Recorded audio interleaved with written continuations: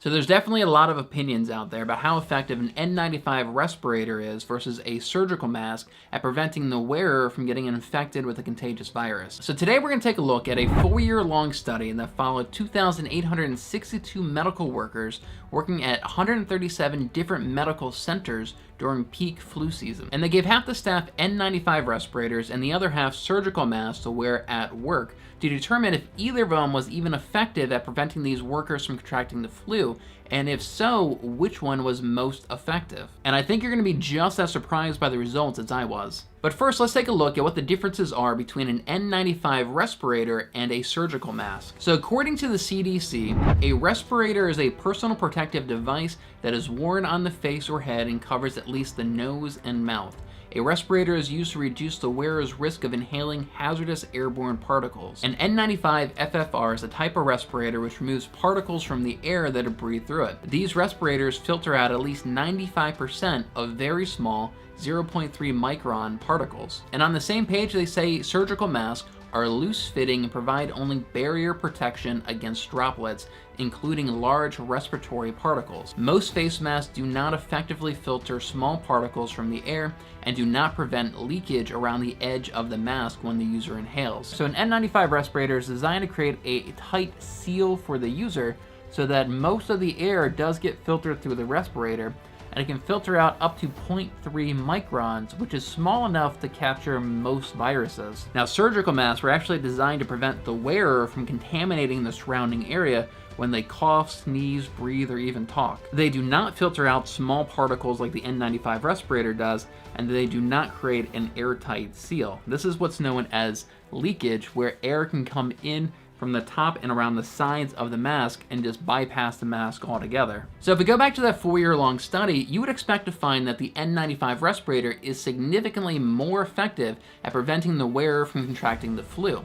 But that's not actually what they found. So this study was published in July of 2019, and it's titled N95 Respirators versus Medical Masks for Preventing Influenza Among Healthcare Personnel, a Randomized Clinical Trial. And what they found was out of the 2,862 participants, 207 medical workers who wore the N95 respirators to work, and 193 medical workers who instead wore the medical mask did contract influenza. So that's 8.2% in the N95 group contracted it, and 7.2% in the medical mask group contracted it.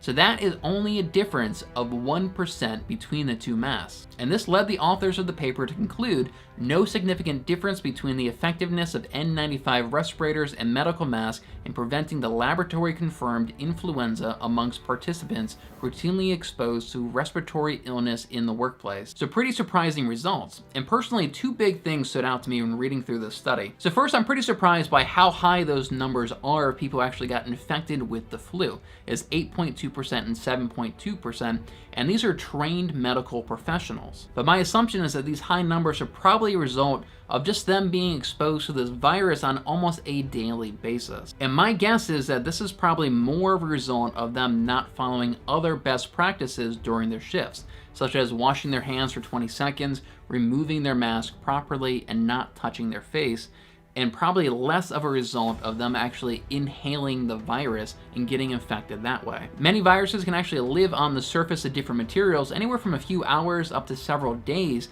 depending on the virus and depending on the surface material. So according to one study that I found, both influenza A and influenza B viruses survive 24 to 48 hours on hard, non-porous surfaces such as stainless steel and plastic, but survive for less than 8 to 12 hours on cloth, paper, and tissues. Measurable quantities of influenza A virus were transferred from stainless steel surfaces to hands for 24 hours and from tissues to hands for up to 15 minutes. Viruses survived on hands for up to 5 minutes after transfer from environmental surfaces. And I also found a different observational study from the University of South Wales that found that people unconsciously touched their faces an average of 23 times per hour. So with that 8.2% and 7.2% healthcare workers that did get infected, my assumption would be that most likely this is how they got infected, and they probably weren't even wearing a mask at the time. It's very possible that they touched surfaces that had the virus on it, got it on their hands, that virus could then live for up to 5 minutes on their hands,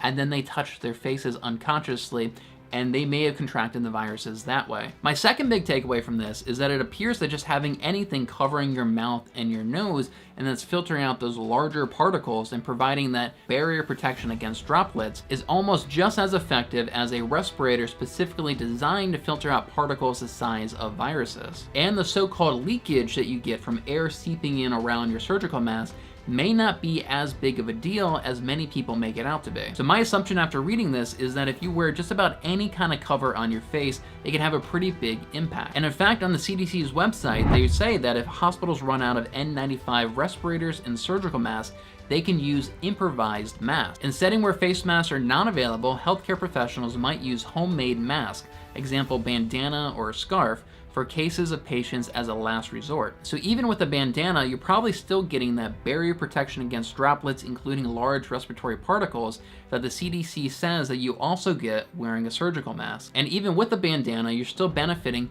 from not being able to touch your face nearly as much, probably a heck of a lot less than the 23 times per hour that the one study found. So what does this all mean for you? Should you go out right now and buy an N95 respirator or a surgical mask? Well, in my non-professional opinion, I'd say no. After reading the study, it seems like having that 0.3 micron filter capability is not all that impactful on whether or not you get infected or not. It appears that the surgical masks are just as effective. And according to the CDC, the biggest benefit to these for the wearer is just that barrier protection against droplets. And it seems like you could probably achieve that barrier protection with some other materials such as scarves, bandanas, maybe even a t-shirt. And on another note, we are experiencing an extreme shortage of respirators and surgical masks right now, and our country's inventory should really be going to our medical professionals right now who are being exposed to this on a daily basis, rather than a consumer who may possibly be exposed to it for 15 minutes when they run into a grocery store. I'll have links to all the studies that I referenced in this video down below, and if you want to see my video breaking down the recently leaked government report that says that we may be in this situation for 18 months or longer, click right here to check that out. Don't forget to subscribe and hit that bell icon to get notified every time I upload a new video. Stay safe, and I'll see you guys over here in the next video.